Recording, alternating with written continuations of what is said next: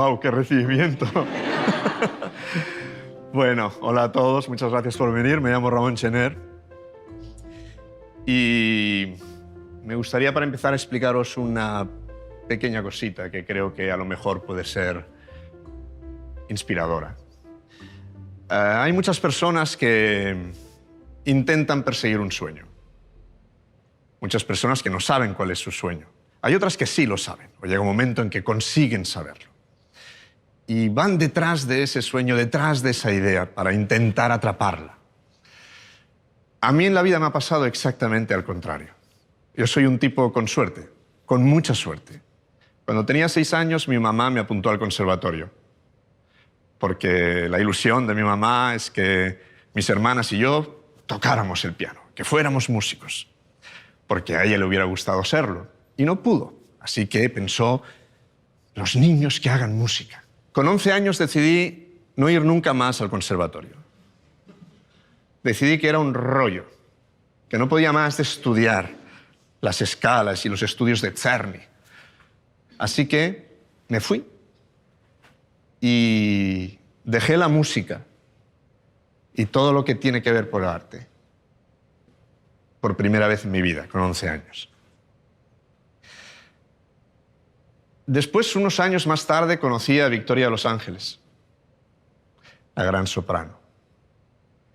Ella accedió a escucharme. Yo solía cantar en fiestas y imitar a Julio Iglesias o a Miguel Bosé o a Michael Jackson, cosa que no voy a hacer. Y me dijeron, hombre, pero tienes mucha voz, deberías estudiar canto. Y yo pensé, no, canto, no, de ningún modo. Pero él insistió, me llevó a casa de Victoria a Los Ángeles, Victoria me escuchó y me dijo, tienes voz de barítono. Ella me animó y me volví a meter en la música. La música me perseguía por segunda vez. Y a pesar de que yo ya le había dicho una vez que no, ella volvió a aparecer en mi vida y me dijo, sí.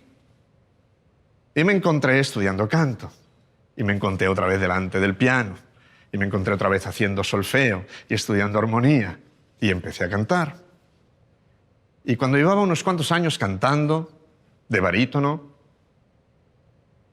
pensé que no cantaba como yo me había imaginado cantar. Decidí dejar la música, decidí dejar de cantar. Me fui a mi casa y lo dejé. Era la segunda vez que dejaba esa cosa que me perseguía. Pasé unos cuantos años más y un amigo mío me dijo, oye, ¿es verdad que tú sabes alguna cosa de música? ¿Sabes que me han invitado a ir a la ópera? ¿Por qué no me explicas algo? ¿Por qué no me explicas lo que me voy a encontrar cuando llegue ahí? Así que quedamos para cenar, le expliqué lo que se iba a encontrar, al día siguiente se fue al teatro, le encantó la ópera. Me llamó al día siguiente diciendo que le había encantado, que quiero volver, necesito volver. ¿Qué otras óperas existen? Yo le dije, pues, hijo, hay cientos, hay miles. Bien, eso fue el principio de mi tercera vez. Fue la tercera vez que alguien me ponía en la pista de la música. La primera vez fue un estúpido, la segunda vez también. La tercera... sigo siendo igual de estúpido, pero aquí estoy. Porque lo más maravilloso que me ha pasado con la música, lo más maravilloso que me ha pasado con el arte, es tener la posibilidad de poder compartirlo con los demás. ¿De qué sirve si no? Así que aquí estoy para poderlo compartir con vosotros. Este sueño que me persiguió, que no dejó nunca de perseguirme, que no dejó nunca de estar detrás en mi espalda, tocándome la espalda. Y empezamos cuando queráis. No sé, ¿quién tiene la primera pregunta? Hola, Ramón. Eres el director de los programas This is Opera y This is Art, en el que haces un viaje por la historia del arte a través de las emociones, como la soledad, la tristeza, la felicidad. ¿Qué relación existe entre el arte y las emociones? ¿Podrías ponernos algunos ejemplos?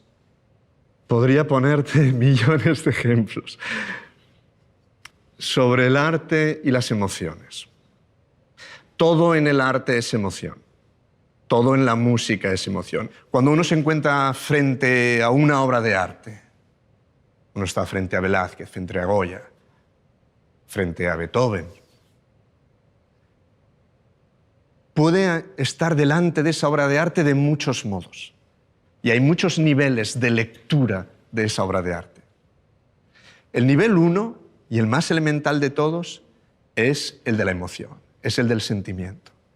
Después viene el nivel 2, que es el nivel argumental. Después viene el nivel 3, que es el nivel simbólico. Y hay todavía un cuarto nivel, que es el nivel técnico. Pero a ese primer nivel, que es el nivel de la emoción, a ese nivel está todo el mundo invitado. A ese nivel todo el mundo puede llegar. Todo el mundo tiene la capacidad de emocionarse. De hecho, todos nos emocionamos exactamente de las mismas cosas. Cuando tenemos miedo, todos tenemos miedo de las mismas cosas. No solo aquí, también en la otra punta del mundo. Cuando nos alegramos exactamente de las mismas cosas aquí y en la otra punta del mundo. Cuando tenemos envidia, también. Por eso es tan importante la emoción y el sentimiento, porque es atemporal y porque es universal. En el momento que tú estás delante de, yo qué sé, del 3 de mayo de Goya, aunque no sepas qué está representado en ese cuadro, el momento que tú estás ahí delante y estás sintiendo lo que sea, da igual. Esa emoción es la que te está diciendo que estás vivo y que estás frente a algo que está trascendiendo. Entonces es, ¿qué emoción debería estar sintiendo? ¿Estoy sintiendo la emoción correcta? ¿Debería estar sintiendo otra emoción? Bien, entonces deberíamos empezar a entrar en los otros niveles, ¿no? El nivel argumental, el nivel simbólico, el nivel técnico. Pero en realidad, la emoción que uno siente frente a cualquier obra de arte, sea la que sea, yo qué sé, por ejemplo, si yo toco esto,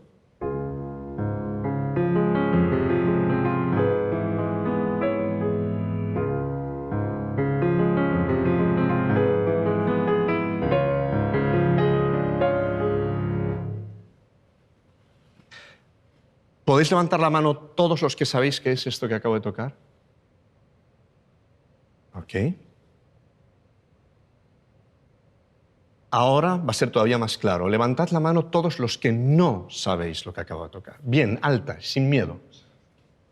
Muy bien. Levantad la mano y tenerla levantada. Muy bien. Seguid con la mano levantada. Seguid con la mano levantada. Vuelvo a tocar. Allá vamos.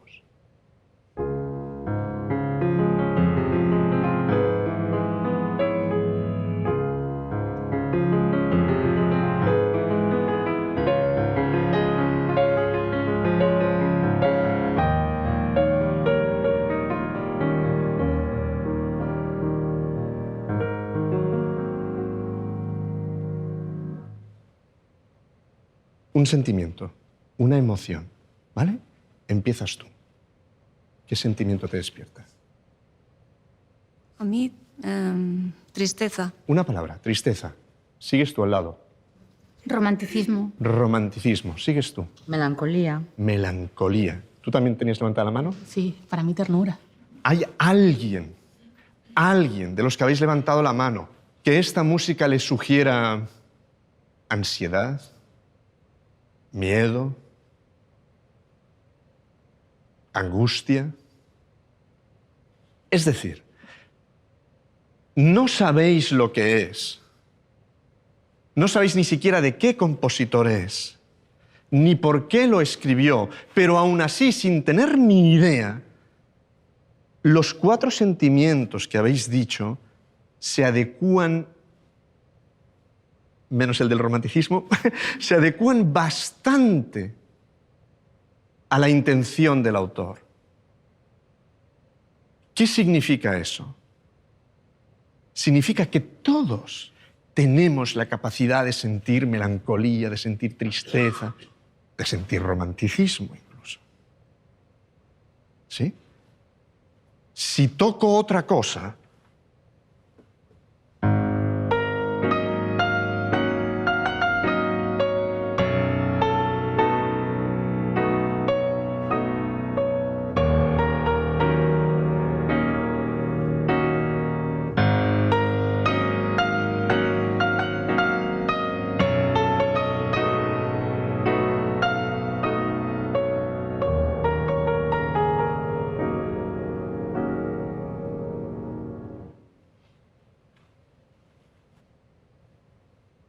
¿qué tipo de música es esta? Que suena... ¿Quién cree que tiene el calificativo exacto para esta música? Nadie lo cree, porque no existe. Porque en el arte no hay nada exacto. En el arte todo es emoción, todo es sensación. Si viene alguien y os dice, no, esto es una pieza sobre tal y cual y lo otro que se escribió el año tal y el año cual, que sí, es cierto, todo es cierto, ¿eh? De hecho, la primera es de Claude Debussy, pertenece a su suite arabesque y es el Claro de Luna de Debussy, y esto segundo es de Cyril Scott, que se le llamaba el Debussy británico. Se llama Lotus Land, el país del loto. Muy bien, ahora ya tenéis esta información. Pero ¿y si no lo sabes? ¿Qué pasa? No pasa nada. No existe la cosa exacta. Esa es la gracia del tema. Porque todo depende de ti. Porque el cuadro y porque la obra de arte siempre depende de tu sentimiento y de tu emoción. ¿Ok? Más preguntas. Hola Ramón, soy Nuria. En múltiples ocasiones te he oído decir que eres un gran admirador de Beethoven. De hecho, un libro tuyo se titula Si Beethoven pudiera escucharme. Si Beethoven pudiera escucharte, ¿qué le dirías y por qué eres tan admirador suyo? Todos estamos hoy aquí un poco por Beethoven. Todos, de alguna manera. La música dentro de las artes es siempre la última. Es la que evoluciona la última. Primero viene la literatura, después viene la pintura, la escultura y al final llega siempre la música. Pero en la música, el primer romántico, la primera persona que hizo posible que hoy estemos todos aquí reunidos, es él. Es la primera persona que se pone en el centro de su música. Es la primera persona que dice, la música va a explicar quién soy. Voy a desnudarme frente al mundo para explicar cómo soy. Es la primera persona que no solo hace música maravillosa. Imagínate antes que Beethoven, Bach. Seguramente el músico más grande de la humanidad. Mozart. Haydn. Pero él es el primero que dice, la música va a hablar de mí. Es la primera persona que escribe, así se llama en su etapa heroica. Él se convierte en el héroe de su propia música, para decir que yo soy un artista. Algo que los pintores ya habían hecho antes. Velázquez se pinta en las Meninas, al lado de la familia real. Lo hace con toda la intención del mundo para decir, estoy aquí al lado de la familia real y me estoy pintando. ¿Sí? Yo no soy un cualquiera, yo no soy un artesano, yo no soy alguien que solo pinta cuadros, soy un artista. Pero el primero que hace eso en la música es Beethoven. Es el primer tío que empieza a escribir música pensando en esa idea, en la idea del creador, en la idea de que todo lo que yo hago pasa por mí. Todo lo que yo sea capaz de plasmar en la partitura es porque yo, Beethoven, soy genial. En lugar de adquirir una posición chulesca, una posición de superioridad, él hace todo lo contrario. Dice, ¿y sabéis qué voy a hacer? Ahora que os he dicho que soy Beethoven y que soy el más grande, os voy a desnudar mi alma entera para que la veáis por dentro. Porque es mi regalo. Y frente a eso, yo me rindo. Fue la persona que me tocó desde siempre, en su tercera sinfonía.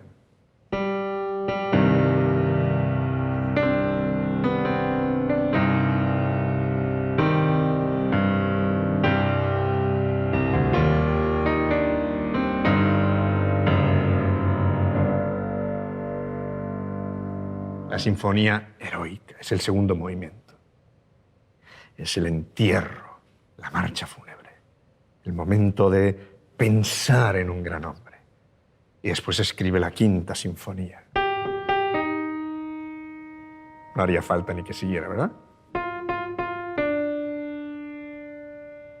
¿Qué decir de un tipo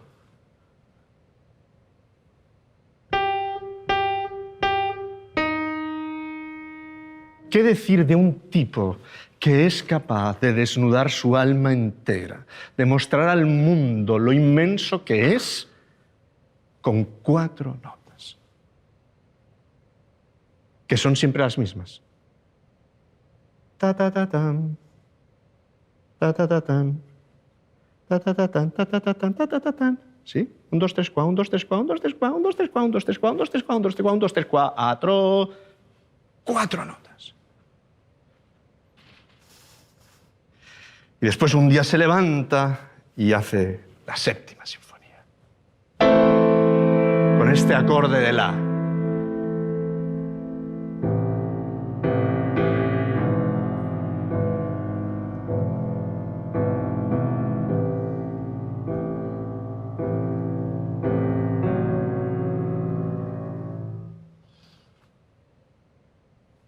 Y después otro día se levanta.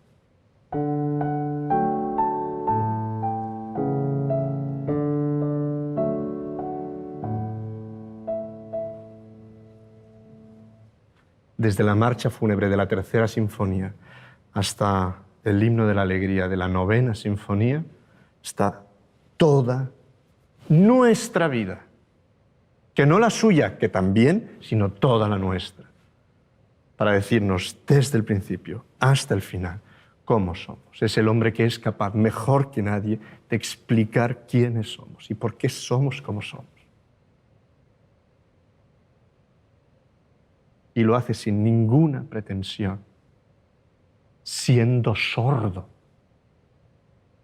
Un hombre que se avergonzaba, se ocultaba de los demás, porque era sordo. Esto que acabamos de tocar, él nunca lo escuchó.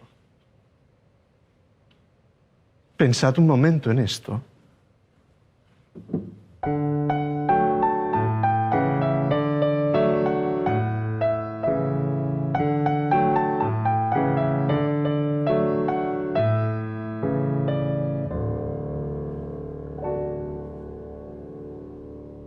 Otra vez, 4 notas, ¿eh? Otra vez 4 notas. Pero ¡qué demonios! El tío tenía un teléfono para hablar con Dios. Porque Beethoven no era un gran melodista. Su armonía muchas veces es débil. Su ritmo muchas veces es primario. Pero cuando tú coges todas esas cosas que separadas no son nada y las juntas,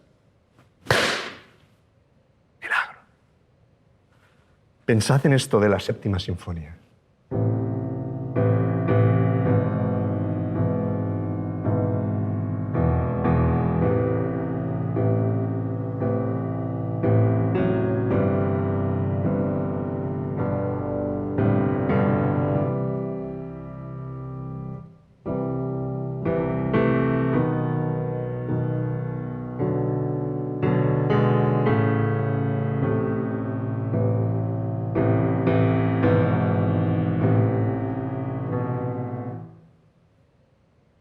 ¿Qué melodía es esta?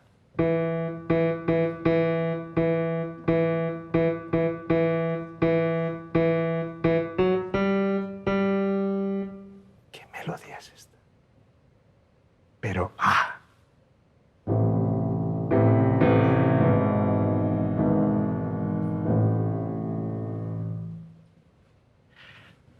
Por eso Beethoven, todo el mundo, yo animo a todo el mundo, a los que estéis aquí, os animo a todos a que escojáis el héroe de vuestra vida, la heroína de vuestra vida. Yo en mi vida, cuando la música llegó por tercera vez, después de que me persiguiera y me persiguiera y me persiguiera, decidí que esa persona que me acompañaría siempre sería Beethoven. Y lo sería por todas esas cosas.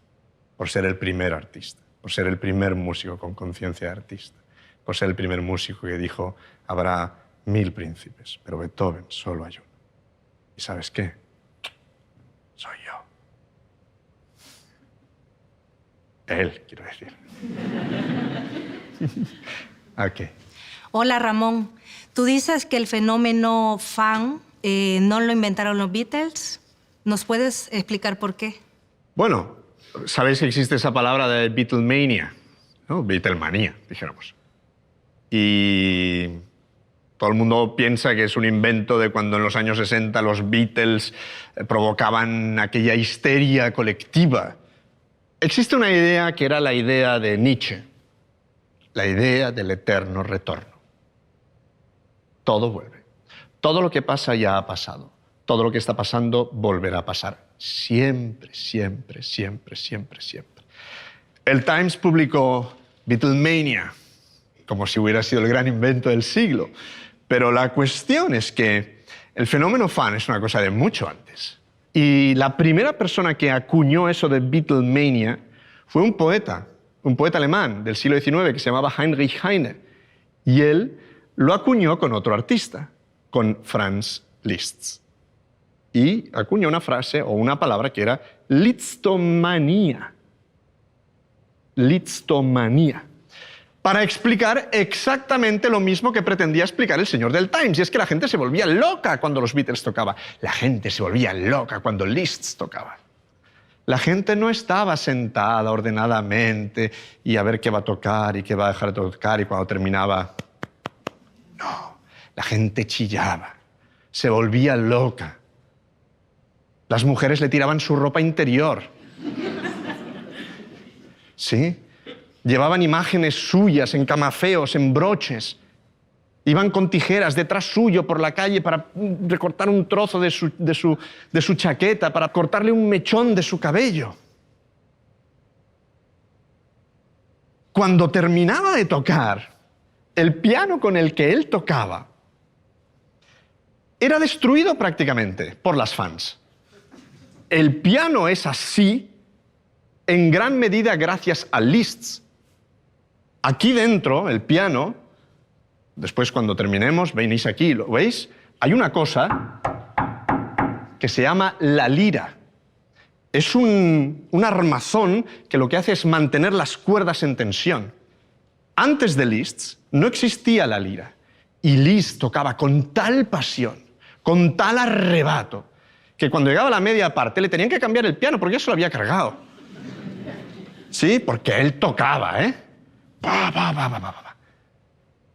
Hubo que inventar algo para que los pianos no se desafinaran cuando él los tocaba, para que los pianos no se estropearan cuando él los tocaba, así que, bueno, se inventó la lira. Así que yo os invito a todos a que seáis un poco lisztomaníacos o Beatlemaníacos y que podáis vivir con esa pasión, porque eso es lo que quiere el artista, que podáis ver su obra, que podáis disfrutar su obra del modo más directo posible, sin tapujos, sin cortapisas y sin miedo a expresar lo que uno siente. ¿Qué más? Hola Ramón, ¿qué tal? Me gustaría saber por qué pasa con los museos, al igual que en la ópera, que hay gente que piensa que no son para ellos, que son para gente más culta, que sabe.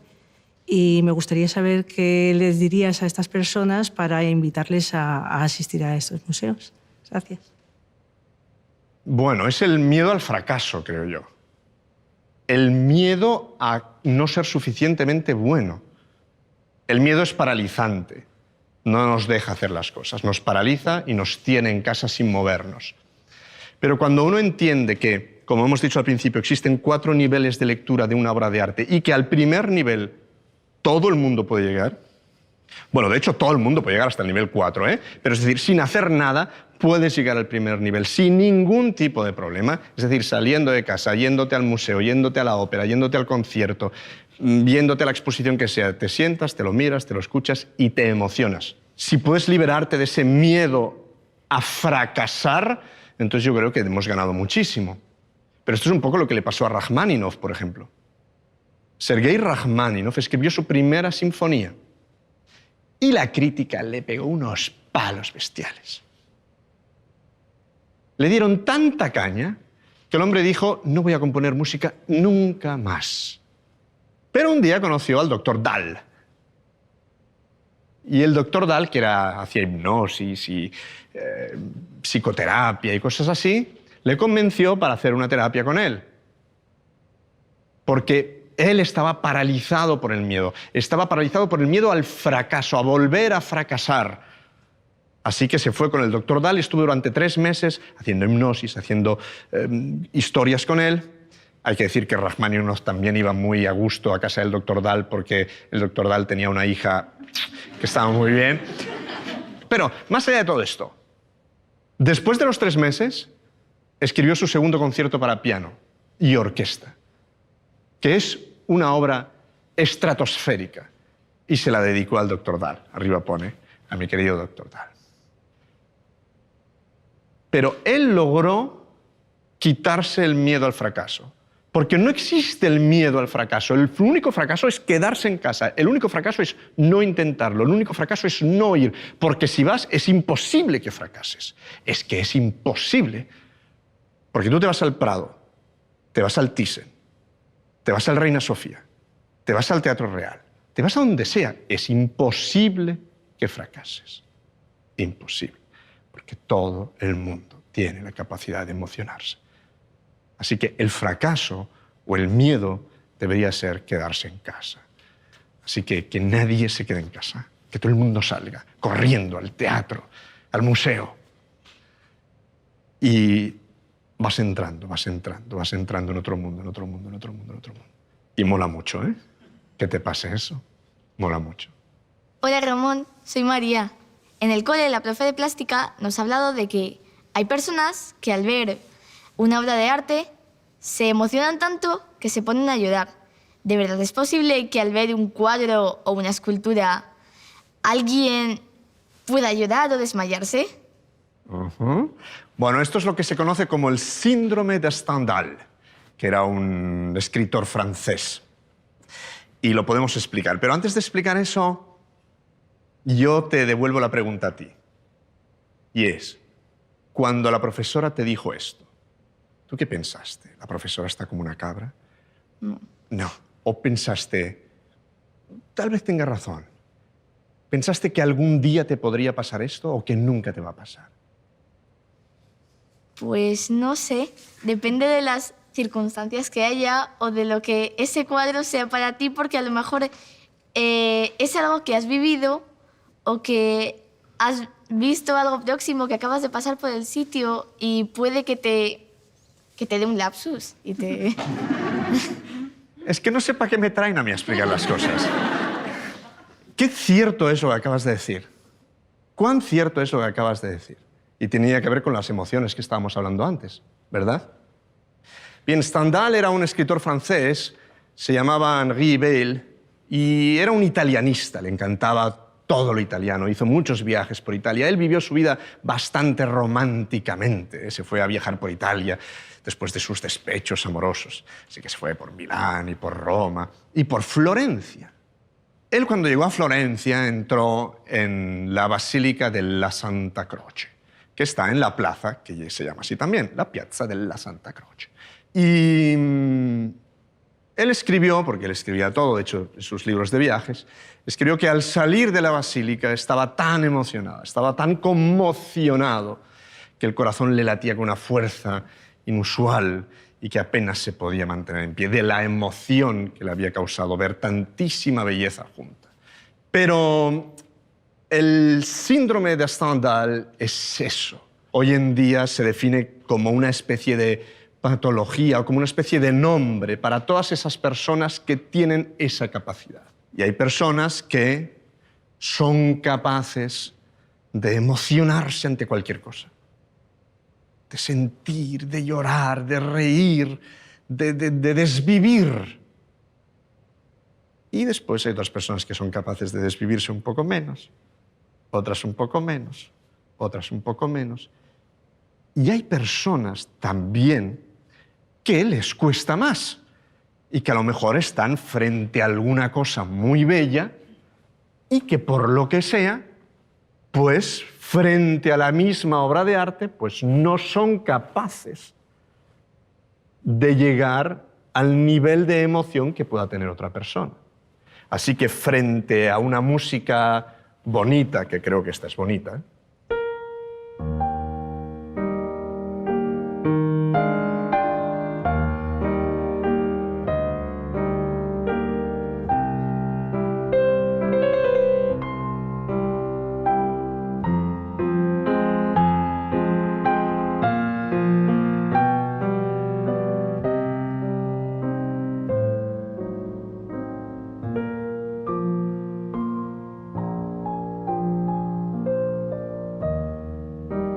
es bonita, ¿no?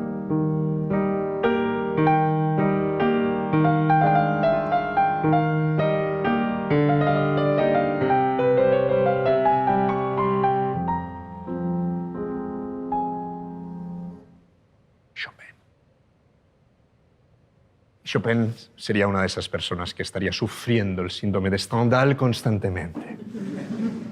De hecho, lo sufría constantemente. Vivía como un romántico, tan romántico que mientras tocaba le caían las lágrimas, mientras componía le caían las lágrimas. Entiendo que si estamos hoy aquí es porque dentro de esos niveles de los que hemos hablado estáis todos vosotros más cerca de ser como Stendhal que más cerca de...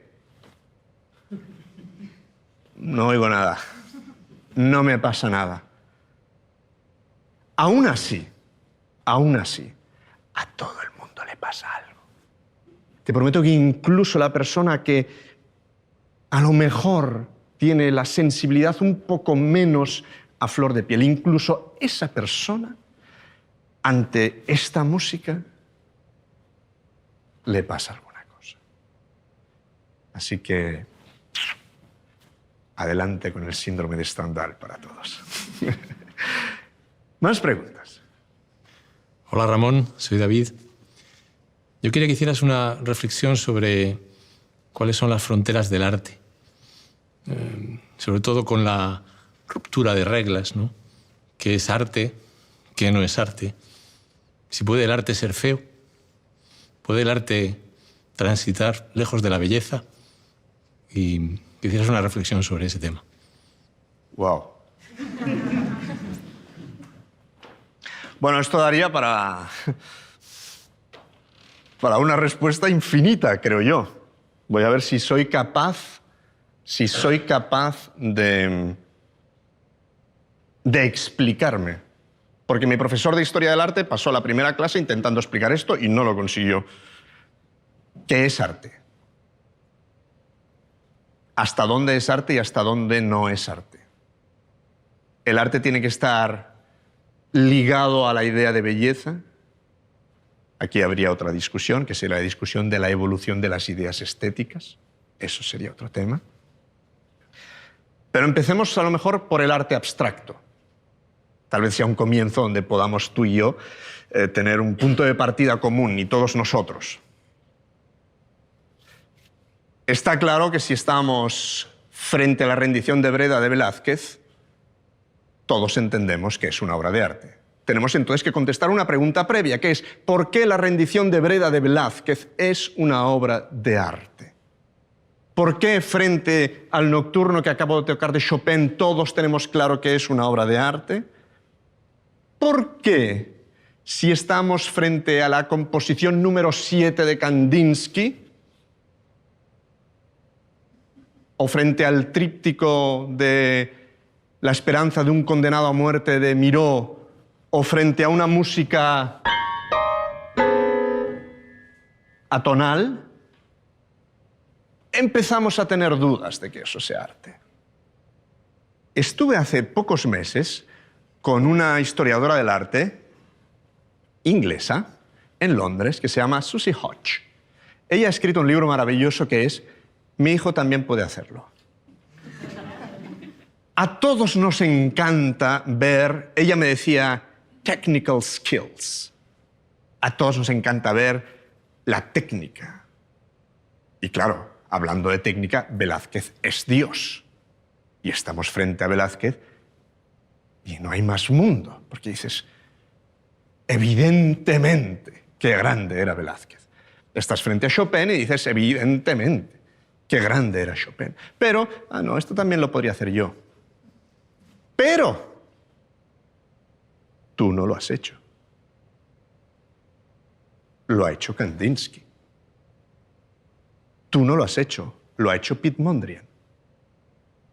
Piet Mondrian, por ejemplo, es un pintor que todos sus cuadros, él en su búsqueda de la espiritualidad, pintaba unos cuadros que son unas telas. En esas telas hay unas líneas negras verticales y horizontales, y en medio de las líneas negras verticales y horizontales hay colores primarios: rojo, azul, amarillo. Ya está. Ni siquiera tenía una paleta de para, ¿sabes? Cogía el pote rojo y lo ponía allá.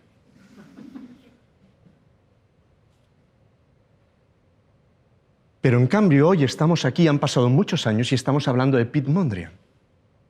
¿Por qué? Porque él tuvo la idea. Con el arte abstracto o con la abstracción en el arte, ya no se trata de la técnica. Por ejemplo, a ver si soy capaz de ayudarme con el piano. Si yo toco un acorde,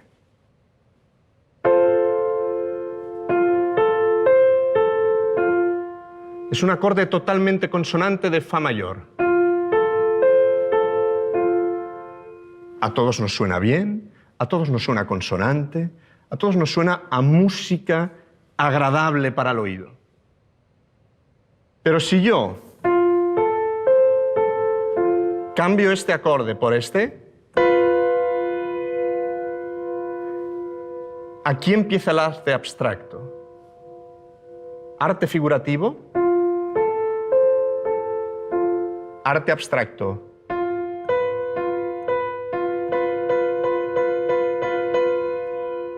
Este acorde en la Edad Media se le llamaba diablo sin música.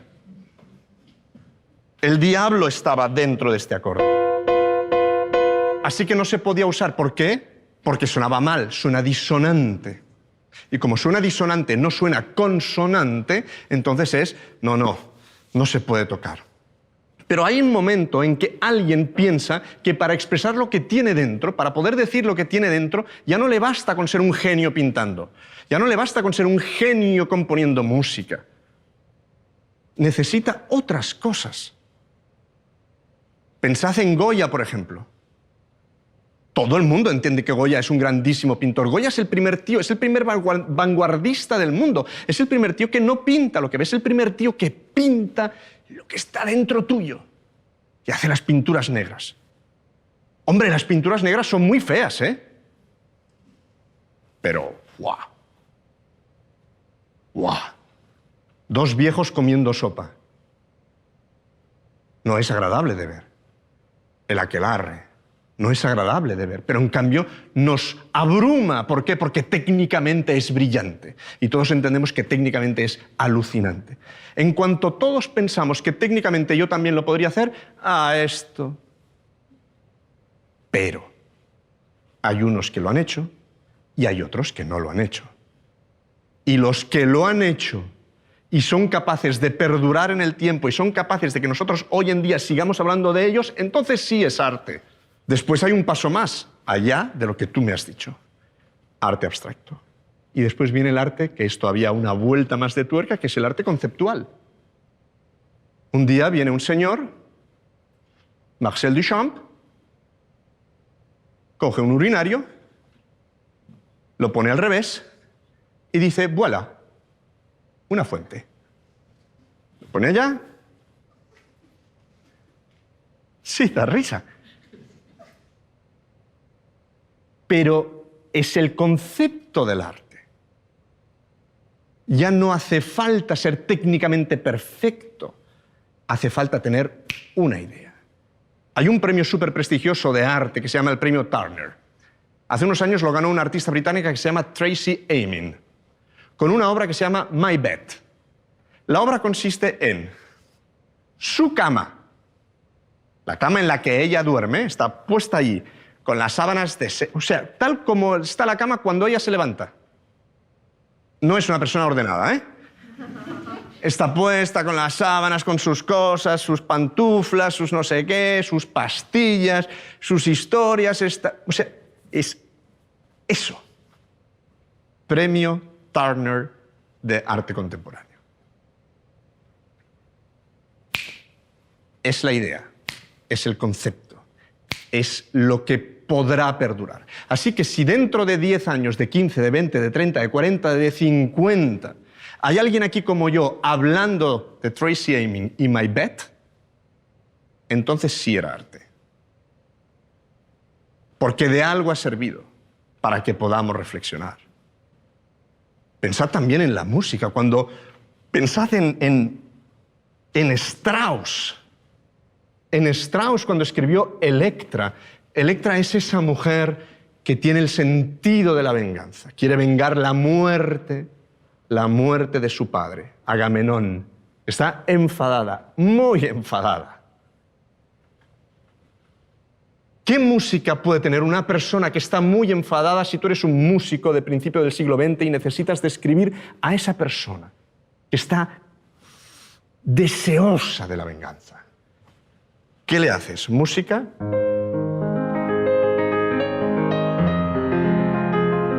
No. Suena diabólicamente horrible, disonante.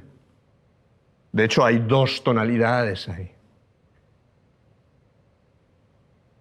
Pero dentro del contexto de la obra es maravillosamente consonante.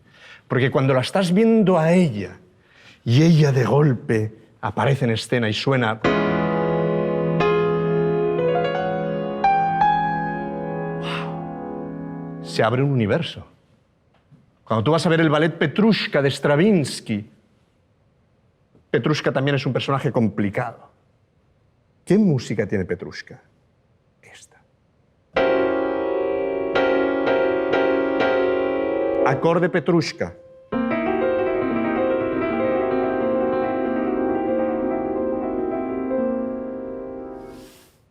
Esto es más o menos, para que nos entendamos, música abstracta puesta en el otro lado. Muy en el fondo, volvemos a la primerísima pregunta, y a la primerísima pregunta era las emociones, las sensaciones y lo que sentimos.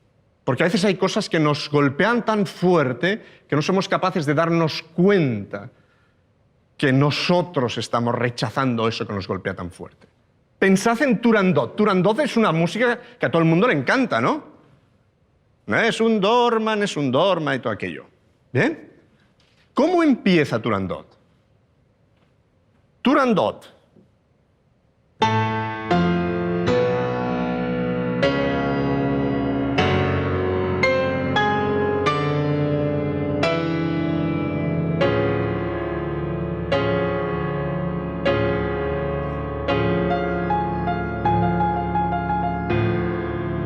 Popolo di Pechino.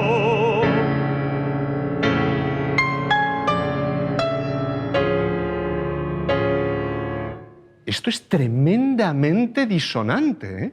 Pero es una disonancia pucciniana. Es una cosa que nos entra, porque Puccini tiene una magia especial. Entonces, frente a la disonancia, frente a las rayas de Kandinsky, frente a las rayas de Miró, calm. El tríptico que digo de Miró, La esperanza de un condenado a muerte, son 3 cuadros. Y lo único que hay en cada cuadro es una raya negra. Uno tiene una mancha amarilla, el otro tiene una mancha azul. Ya está. Cualquier persona puede hacerlo. Pero él lo hizo. Y lo hizo y lo terminó el día que se ejecutó a muerte a la última persona durante el franquismo. Claro que es una obra de arte. Claro.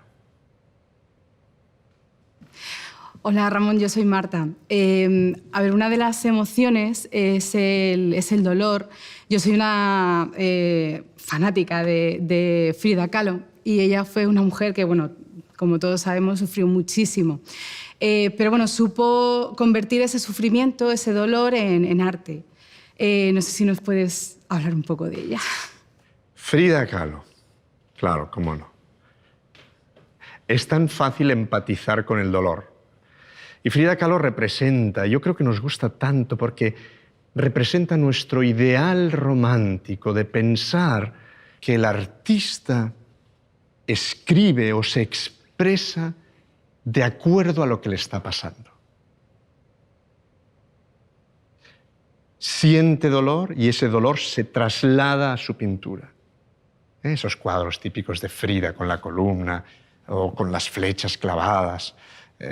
Bueno, ya sabéis todos, Frida Kahlo, aparte de la poliomielitis que tuvo, después tuvo su accidente en el tranvía en el que casi muere, estuvo 3 meses en el hospital, se rompió la pierna por mislaos con el corsé, bueno, todo un drama. Un primer accidente horrible.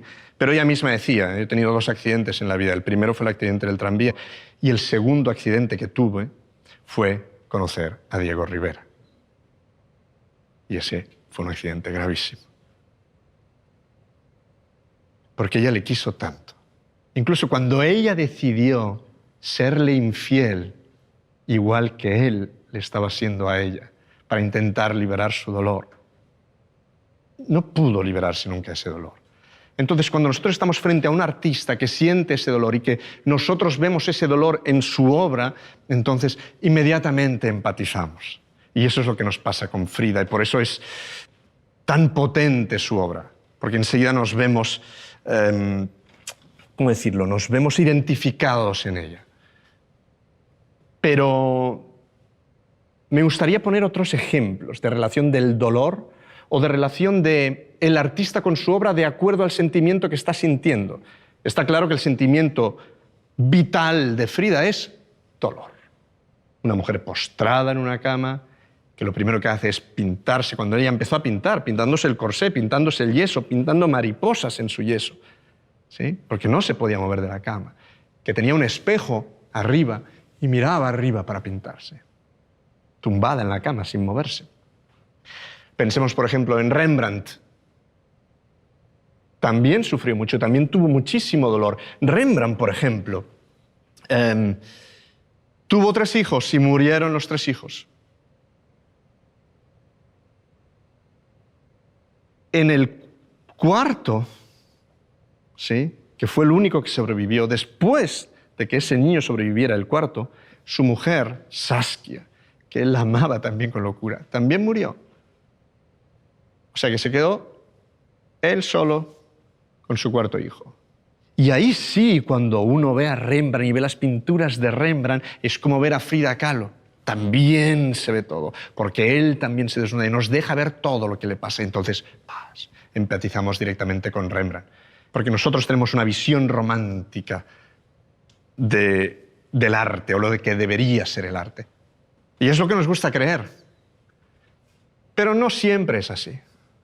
Es una actitud muy romántica. Y hablando de románticos, se me ocurre tocarte esto, que es Tchaikovsky, que es el romántico por antonomasia de los rusos. O sea, es lo máximo.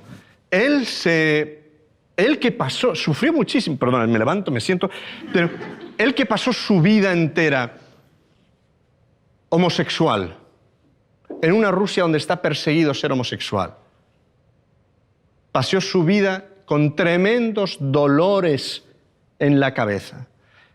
Hasta tal punto que él decía, me tengo que curar. Escribe a su hermano, tengo que curarme de esto que me pasa. Porque no se acepta. Así que intenta, en lugar de salir del armario, lo que intenta es enamorarse de alguna mujer. Imagínate el dolor que es esto. ¿Qué dolor más grande es esto?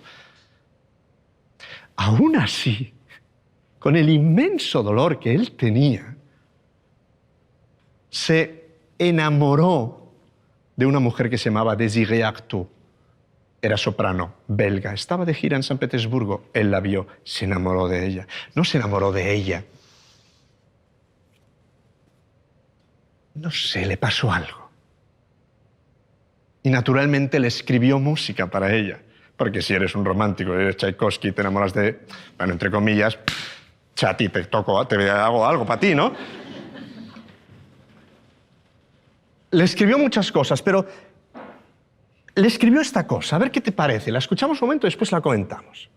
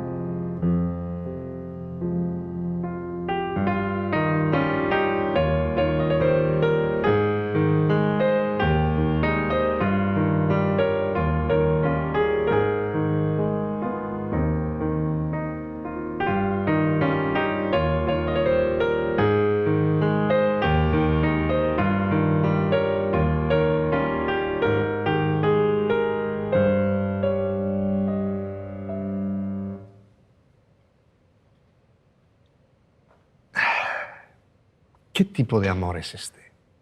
Mira la tonalidad que usa para enamorarse de alguien y para decirle a alguien que la quiere. Fa menor.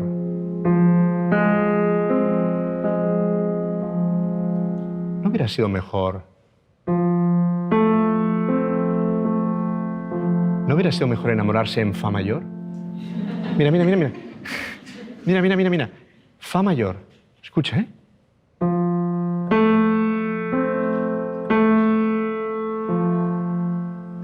Fa menor.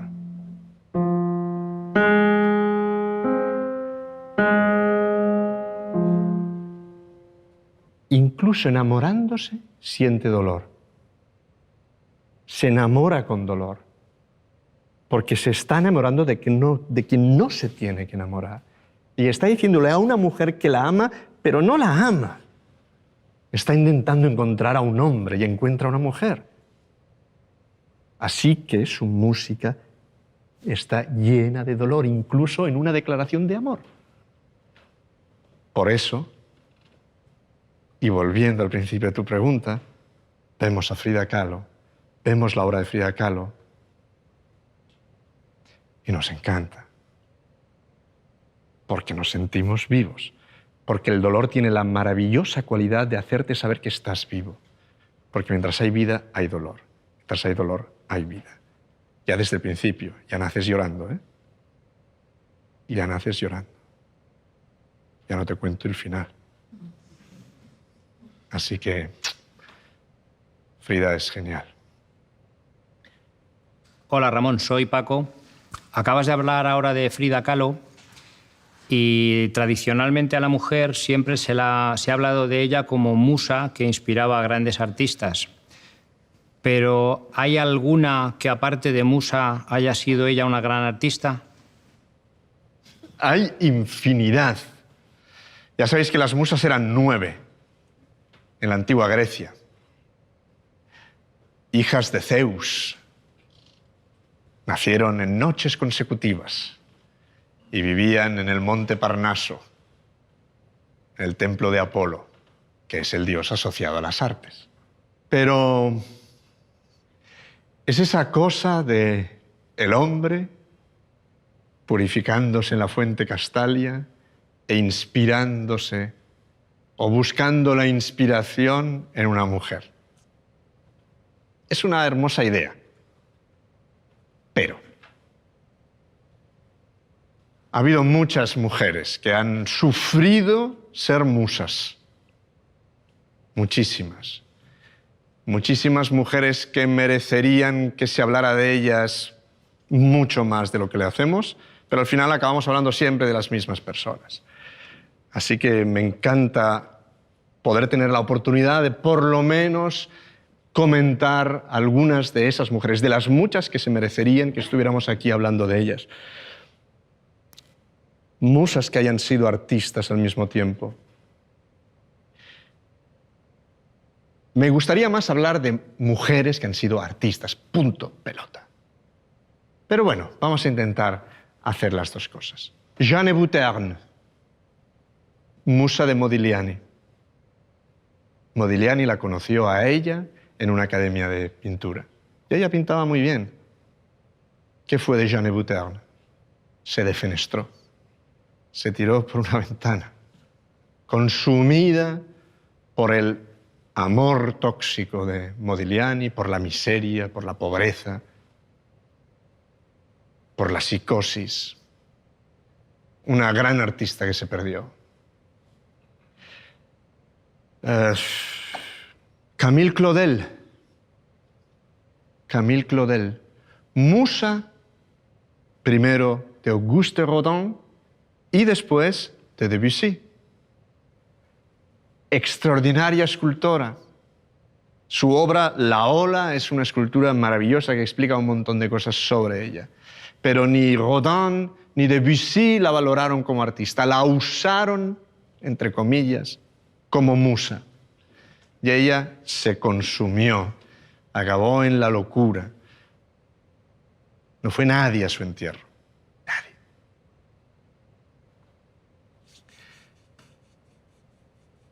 Lucia Joyce, hija de James Joyce, del escritor, el que escribió Ulises. Como escritor, un 10. Como padre, su hija era su musa. Le puso Lucia porque el padre era un enamorado de la ópera Lucia de Lammermoor. Bailaba muy bien, le encantaba la danza. Empezó a estudiar danza en París. La vio Isabella Duncan y dijo, esta chica baila muy bien, esta chica tiene que estudiar. Bueno, pues se consumió también por ser musa de su padre. Y también acabó de en sanatorio, en sanatorio, de sanatorio en sanatorio. Fatal. No sé, se me ocurren tantas. En el mundo de la música, Luisa Casagemas, hermana de Carlos Casagemas, el tipo que se fue con Picasso a París. Pero ya mirad cómo hablamos de esto. O sea, como nadie sabe quién es Luisa Casagemas, tenemos que decir Luisa Casagemas, hermana de Carlos Casagemas, que era el tipo que se fue con Picasso a París. O sea, ya es suficientemente triste que para ubicar a Luisa Casagemas tengamos que hacer toda la retahíla que viene después. Lo realmente ideal sería que pudiéramos hablar de Luisa Casagemas. Como artista, como compositora. Fue la primera persona en España que compuso una ópera. Tenía 17 años. 17 años. Escribió una ópera que se llamaba Schiava e Regina. Mira, estamos en el 2019. Todavía no se ha estrenado la ópera. ¿Cómo puede ser? Luisa Casagemas, Lucia Joyce, Camille Claudel, Frida Kahlo. Frida Kahlo también. Así que es muy bonita esa idea de las musas, esa idea de los hombres que necesitan una mujer que les inspire. Pero a lo mejor hay que empezar a dar la vuelta de algún modo. Hay que empezar a pensar. Por ejemplo, otro ejemplo que se me ocurre. Marianne von Martínez. La española le llamaban en Viena. Descendiente de españoles, compositora, contemporánea de Mozart, contemporánea de Salieri. Extraordinaria compositora. ¿Alguien sabe algo de ella? No. Ahora se están empezando a recuperar sus partituras. Bueno, ojalá se pueda hacer este trabajo y se puedan empezar a recuperar las cosas y podamos hablar de las mujeres que han hecho arte, que son muchas, no por el hecho de que sean mujeres, sino porque son muy buenas artistas. Hola Ramón, soy Ana. He visto que en uno de tus programas de televisión dijiste que los pinceles son un arma reivindicativa muy poderosa y me gustaría que nos pusieras un ejemplo de algún artista o algún movimiento que utiliza este recurso. Sí, los pinceles, la pluma, las notas son armas muy poderosas. Por eso en muchos regímenes dictatoriales lo primero que se hace es censurar y eliminar y prohibir cosas. Bueno, no sé, ejemplos, ¿qué ejemplos poner? No lo sé, podríamos poner 1000 ejemplos. El Guernica de Picasso. ¿Qué más puedes decir? ¿Qué más puedes explicar sobre los horrores de la guerra? ¿Qué más puedes hacer para denunciar la guerra que pintar el Guernica? No se puede hacer nada. En Auschwitz, en el campo de concentración en Polonia, en Auschwitz-Birkenau, incluso en ese lugar tan horrible, había gente que pintaba. Había gente que conseguía pintar. Había un artista que se llamaba mujer, Alina Olomoshki. Mengele, el doctor Mengele, ese que hacía experimentos con la gente, la conoció en el campo de Theresienstadt, otro campo de concentración. Vio que ella pintaba maravillosamente bien, porque ella estaba pintando unas escenas de Blancanieves en el barracón de los niños pequeños, para que los niños pequeños tuvieran algo con que distraerse. Mengele la cogió y le dijo, usted va a venir conmigo a Auschwitz, para que ella pintara a los gitanos antes de que él experimentara con ellos. Y naturalmente antes de que él los eliminara y los exterminara. Bueno, esos retratos de los romanís, de los gitanos que hizo Alina Olomoshki, son el único testigo que existe de esa raza eliminada durante ese periodo en Auschwitz-Birkenau. ¿Qué más se puede decir? Así que pinceles, notas, todo eso es lo más poderoso, porque trasciende, porque queda para siempre. Las pinturas de Alina Olomoshki en el campo de concentración de Auschwitz quedan para siempre. El Guernica. Hola, Ramón. Me llamo Ana y mira, yo es que últimamente estoy pensando que todo el mundo está con los selfies, con una necesidad de ser reconocidos. Parece como que necesitamos que nos vean. Entonces, yo cuando voy a los museos veo también que hay pues, retratos, ¿no?, de personas famosas del momento, o adineradas, ¿no? Entonces, yo quería saber si esa necesidad de reconocimiento es la misma ahora que antes, si ahora hay más que antes. ¿Tú qué piensas? ¿Más? ¿Más vanidad? Más vanidad, sí. Más vanidad. ¿Autorretrato de Rembrandt? Sí. ¿Selfie de un Instagrammer? Sí. ¿O de una Instagrammer? ¿Qué diferencia hay entre las dos cosas? Pues yo entiendo que Rembrandt buscaba la verdad en lo que hacía y un reto, ¿no? Un reto personal, ¿no?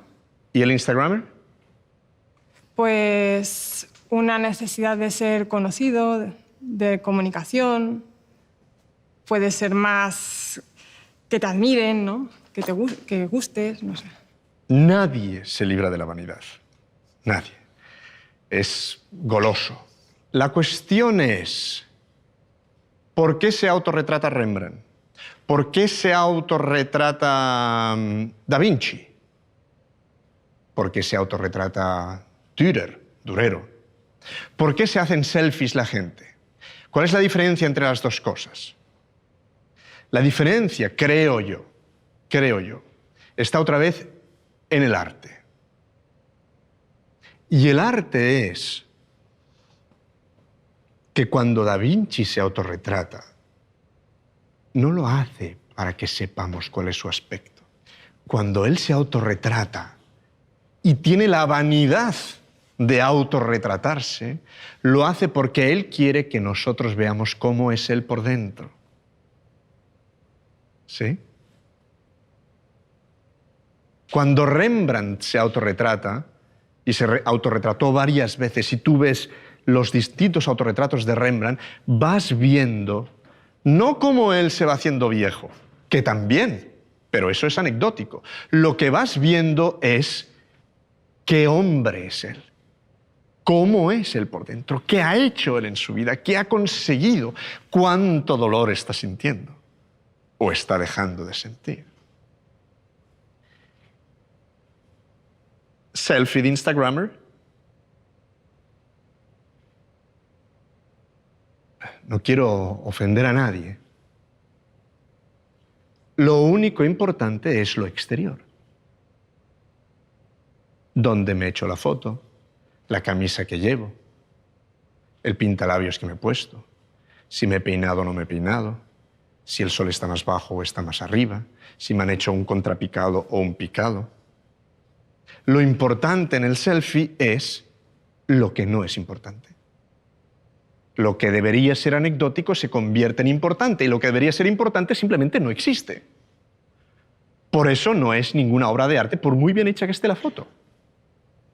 Supongo que hay excepciones y repito que no quiero faltar a nadie porque seguro que hay excepciones, pero a lo mejor como norma general podemos pensar o tener este pensamiento. Incluso Dürer, Albrecht Dürer, conocido en España como Durero, se autorretrata varias veces. En su cuarto autorretrato, se autorretrata mirándonos totalmente de frente, totalmente hierático, lo cual es un desafío para un artista renacentista, que se muestre a él mismo totalmente de frente al espectador y no de lado, un poco así. No, no, de frente. Y si no supieras que es Dürer, pensarías que es Jesucristo. Se pinta como el mismísimo Jesucristo. Y a su lado, más allá de firmar, porque él firma, diciendo, ¿esto lo he hecho yo? No otro, yo, que soy Dürer, pone, me he pintado con colores inmortales. ¿Cuánta vanidad hay ahí? Toda la del mundo. Me he pintado con colores inmortales. Tú, mortal, me estás viendo a mí, que aunque ya esté muerto, soy inmortal. Está lleno de vanidad ese acto de Dürer. Pero, amigo, es una trampa. Porque cuando tú miras el autorretrato de Dürer, hay mucho más que solo su aspecto exterior.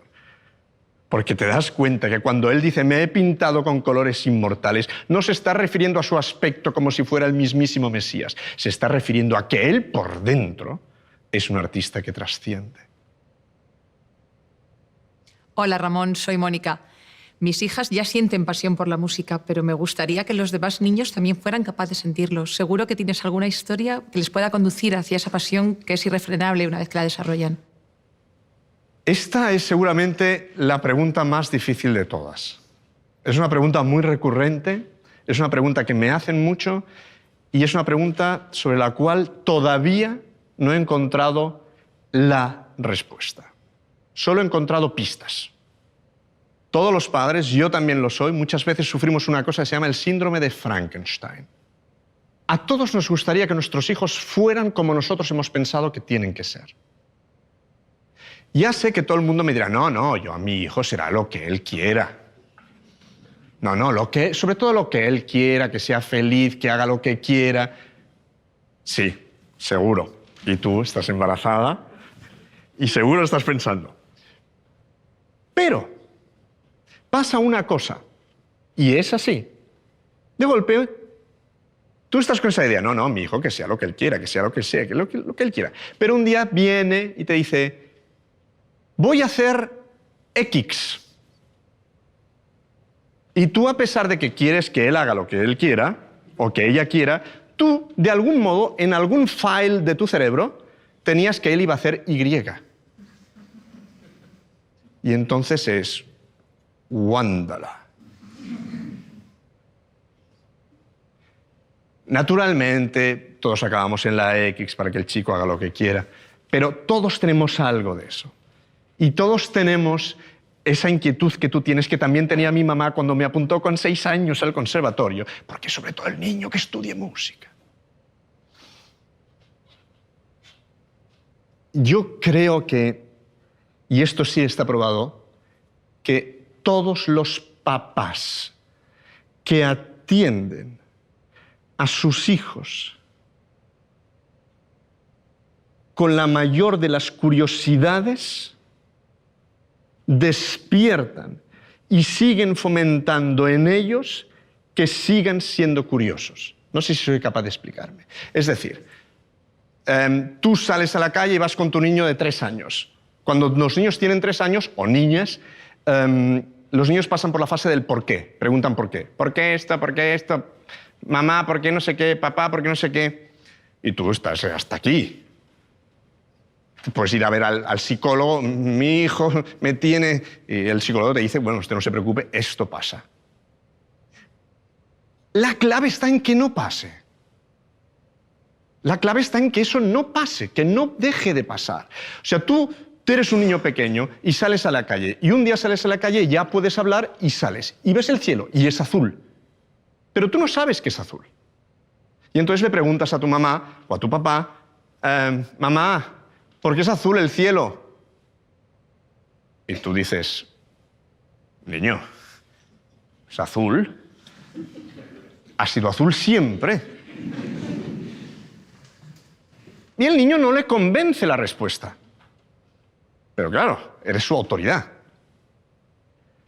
Al segundo día, vuelve a salir a la calle y el cielo vuelve a ser azul, pero para él es la segunda vez.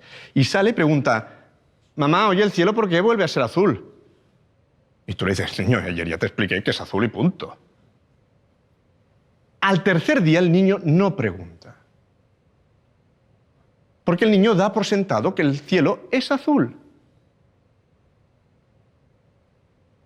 Y cuando eso pasa es que el niño ha dejado de tener curiosidad.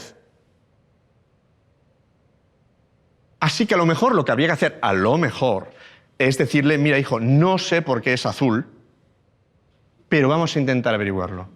Pero fíjate, no siempre es azul. A veces llueve y está gris. A veces en el atardecer está rojo, a veces cuando amanece está naranja. Yo creo que nunca hay que dejar de intentar ser esa cosa del niño y preguntarse por qué. ¿Por qué? ¿Por qué? ¿Por qué? ¿Por qué? ¿Por qué? ¿Por qué? ¿Por qué? Y después sabiendo que tus hijos serán lo que quieran ser. Que es muy chulo. Es un gran desafío como padre. Yo creo que es el gran desafío. Yo también estoy trabajando en ello, ¿eh? Seguimos. Hola Ramón, soy Lucía. Me gustaría que nos contaras cuál es tu pieza de música clásica favorita y que nos explicaras por qué. Uy, esta sí que es una pregunta... No sé cómo voy a salir del paso de esta pregunta.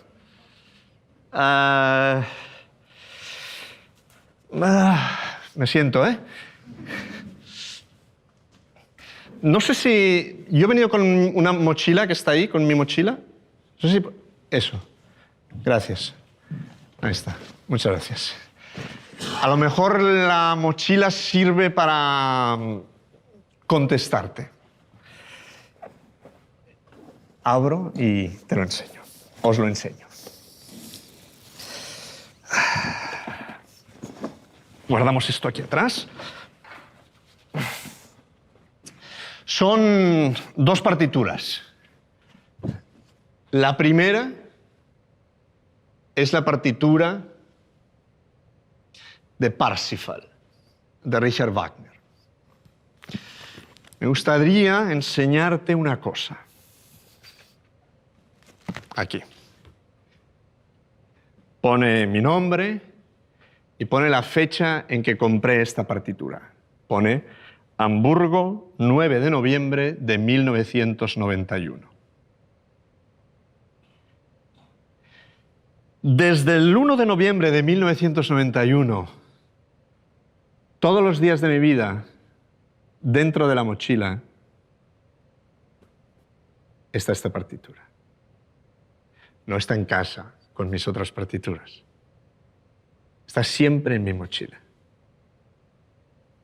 Para que pueda acceder a ella en cualquier momento. Esta es una cosa. Y después te explico por qué. La segunda es esto. Es otra partitura.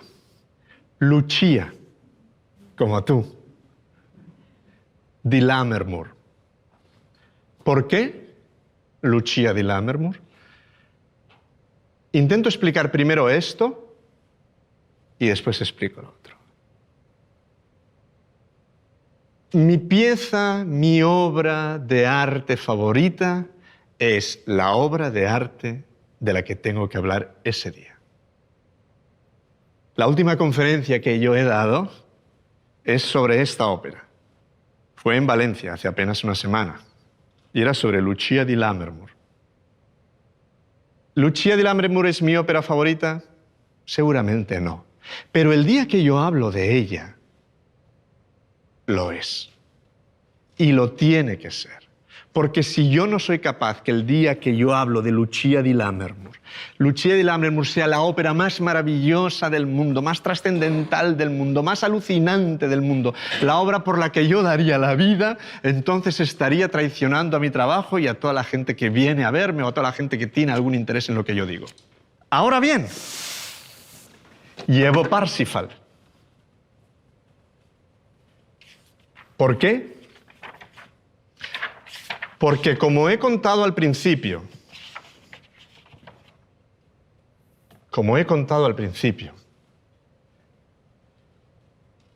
la música estuvo persiguiéndome. Y yo dije que no una vez, dije que no 2 veces. Y a la tercera me agarró y estoy ahora aquí con todos vosotros. En el viaje entre la segunda y la tercera vez, cuando yo dejé de cantar, cuando lloraba todos los días y todas las noches, hubo una obra que me salvó la vida. Y fue esta obra, Parsifal. Parsifal es un tonto. Es el puro tonto. En alemán se dice der reine Natur, el puro tonto. Aquí, de cuerpo presente, el puro tonto. ¿Y qué es lo que hace Parsifal? ¿Qué es lo que él intenta en la ópera? Intenta esto. Ya verás.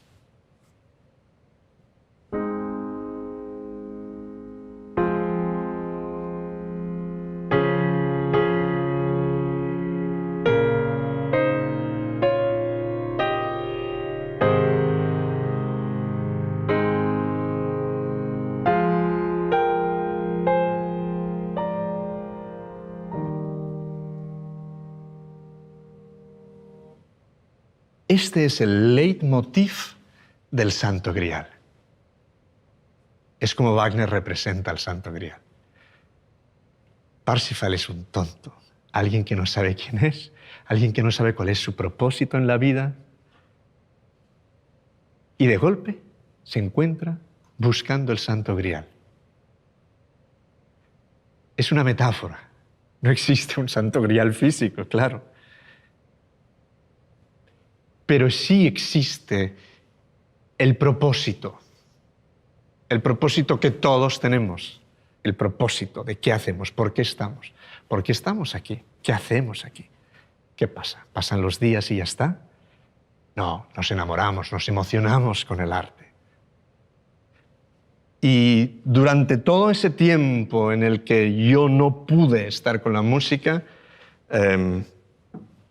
Parsifal, y el motivo de la búsqueda del Grial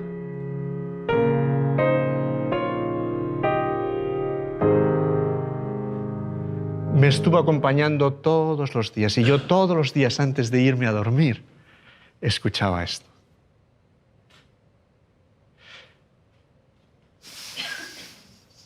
Como he dicho al principio, soy tan afortunado, tengo tanta suerte en la vida que, ¿sabes qué?